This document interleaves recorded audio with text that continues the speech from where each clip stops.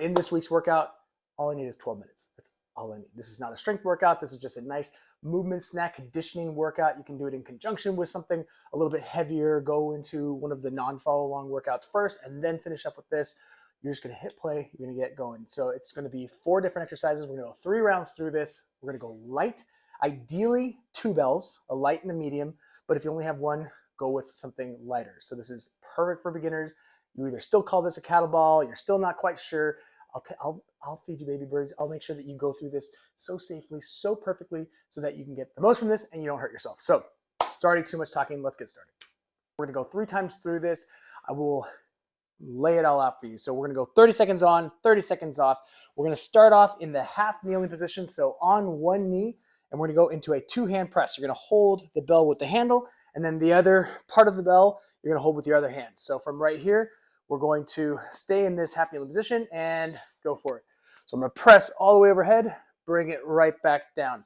So what I like to do when I have this kind of assisted position here is I want to keep the bell portion where my palm is, where the palming the bell. I want to keep the bell kind of in line with that shoulder. So I'm using this other hand as support. So even though it's 2-hand, kind of an assist, we're still kind of just focusing on one side on this first set. So get up nice and tall, get that full range of motion, and down. So from that position, that half kneeling position, what I like that is that it allows you to maintain this nice anchored position down below. So you're not driving your hips forward, putting a lot of pressure on your lower back. All right, from here, we're gonna go into goblet squat. So we'll turn that bell upside down. So in this goblet squat position, so I wanna have my arms really tucked, shoulders pulled back, chest nice and proud. And from here, all I'm gonna do is I'm gonna squat, try to bring my hips right between my heels, and then right back up. So if the bell's pretty heavy, it's gonna be a lot tougher to hold that bell in that kind of upright position. So you can always hold it by the handles, and I'll show you on the next set. But the goal here is full range of motion. So whatever that looks like for you. If you can get down all the way without getting into too much rounding through your lower back and that butt wink, then you'll go to that range of motion for you. And down. From here, we're gonna go into an assisted clean, and I always incorporate these because it's such an easy way to learn the clean without putting too much pressure on your forearms. So we're gonna alternate each time. When I pull with one arm, I'm gonna get down nice and low, bell stays right in between my feet. I'm gonna pull explosively. I'm gonna use my other hand to catch the bell. Hopefully not hit the mic. So I'll bring it down with that same hand and then switch. All right, ready? Right hand on the bell. And from right here, I'm gonna explosively pull, catch with the other hand, bring it right back down. Use the other hand, explosively pull, catch with that other hand, right back down. So the cool thing with that other hand is that I can bring that up to the rack position. I don't have to worry about pulling all the way to that top. So it allows me to kind of gauge how much energy I need to expel. And other side, abs tight, and down. Last, we're gonna do a chest supported, kind of front loaded swing. So I'm gonna bring that bell up right underneath my sternum, into my gut. I'm gonna press the bell into my belly. And from right here, pulling my shoulders back, bringing my chest nice and proud. And I'm gonna hinge, drive my hips back, and then stand up nice and tall. So we're gonna go slow on this first set, and each subsequent set will go a little bit faster. So take a deep breath in, breathe, focus on that tension, drive the hips back, stand up nice and tall. You're not gonna be able to go too heavy on this just because it turns into a freaking arm pump here, but there is a reason for this, which we'll go into. So right now, all I want you to do is to focus on driving through the ground, set nice and tall. Notice how I'm not driving my hips forward. I'm just standing up tall, squeezing my glutes as hard as I can. Exaggerated squeeze. And time. Whew. All right, that was set 1. So I told you, it's gonna go by fast. We're having a good time. We'll go into the other side now. So I'll switch knees. If you forget to switch knees, it's all good. So I'm gonna put the bell handle in my left hand and the bell portion in my right palm. I'm gonna press from this right side now. So again, I like this one because then it's really focused on upper body. It's gonna make a lightweight feel much heavier. All right, get in position. and go. Press overhead, get that full range of motion, and go for it. So I'm not trying to go excessively slow. In 30 seconds, you should still get about 8 to 12 reps, as long as you're not, like I said, holding any position or going real slow here. Make sure you're getting that full range of motion as best you can, but if you have to, just turn it into a partial range of motion. And time. Ooh, right back into goblet squat. So this set, I'm gonna hold the bell by the horns. So instead of turning it upside down, again, it's a little bit awkward, especially if it's a really heavy bell or you just did arms and you're just tired, it's all good. Then we're gonna bring the bell up and just hold the bell by the handles. So by the horns, like the little side area. So you're gonna bring the bell up, same thing, keep it close to your body without necessarily touching. Arms tucked, shoulders back, and squat. And make sure that you're going, again, with the range of motion that feels good for you. Try to keep your feet fully planted. If you need to, you can use a slant board. Shout out to slant board guy. So if you need to get those heels elevated, maybe your ankles are a little immobile. And then make sure you're keeping that tension. And that's why I like this front rack position, holding the bell in front of me, just because it forces so much more tension. And time. Whew. So back to those alternating cleans, back and forth, left arm, right arm. If you feel good and you don't need that other hand, fantastic. Just turn it into alternating dead start cleans. And all that implies is that we're not swinging the bell. We're not using a lot of momentum. I am using momentum because I'm pulling, but I'm not going crazy driving with my hips. All right, go for it. Clean it up, use your other hand if you need, otherwise bring that bell up. Notice how I'm keeping my arm tucked.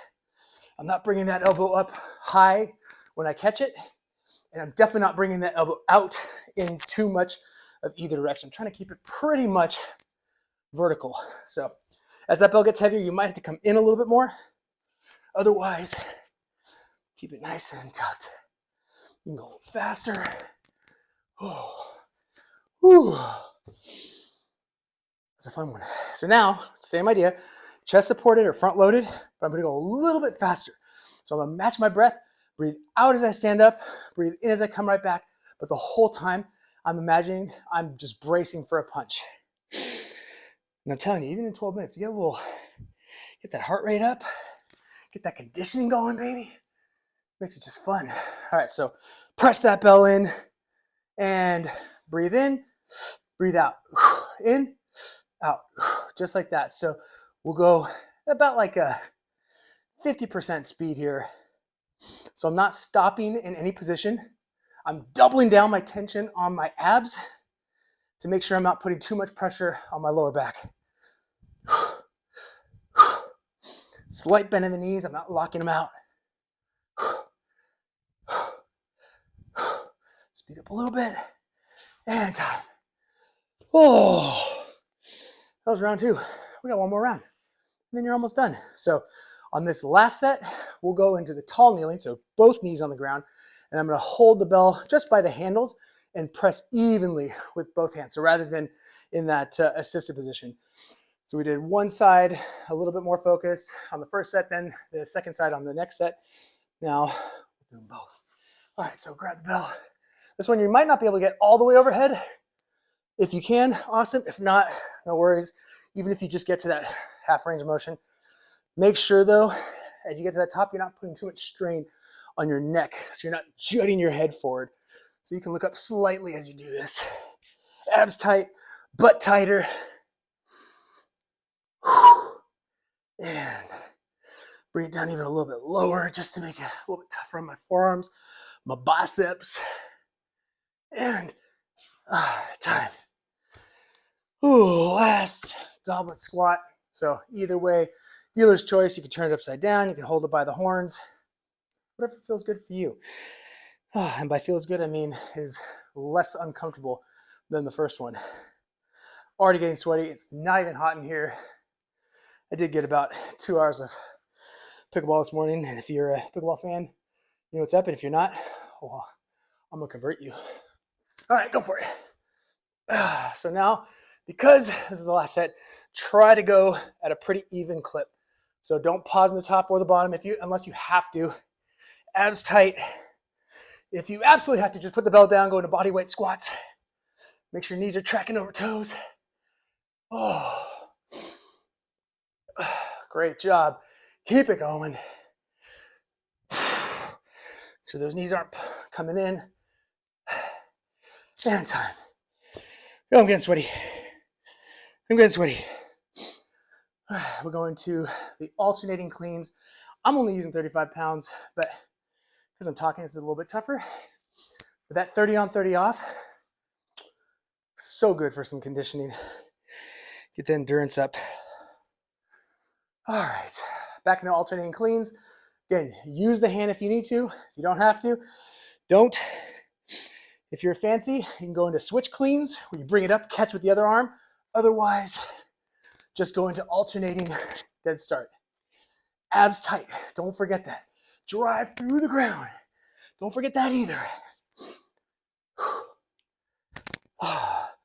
Nice straight wrist. Nice loose grip so the belt just rotates around the forearm, through the hand. That's what's up. And last one, chest supported swing. Definitely thought that was someone behind me for a second. So chest support swing, we're gonna go fast now. I want you to almost go as fast as if you were doing a swing, like a full-fledged like two-hand swing, if that makes sense. But you can always taper off, slow it down a little bit, or even just bring it down to like a deadlift. But in this case, I want to bring it up here and go. Breathe in, breathe out, stand up tall.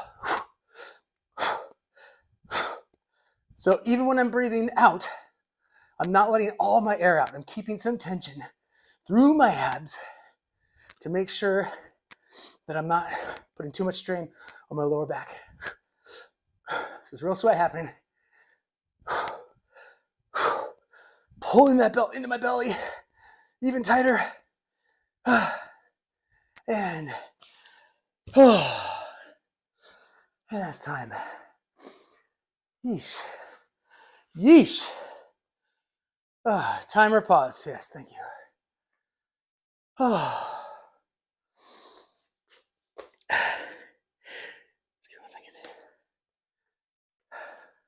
So I hope you enjoyed, and feel free to go through that again if your weight was really light or you didn't have a couple different weights to go with. And again, these are just one of the reasons why I love kettlebells. It's just the nature of this bell allows you to do a lot of hand-to-hand stuff, a lot of circuit style training. It's a great way to supplement kind of traditional lifting, or if this is all you got time for, it's a phenomenal way to build just some general strength conditioning and move really well. So if you like kettlebells as much as I do, check out this next video.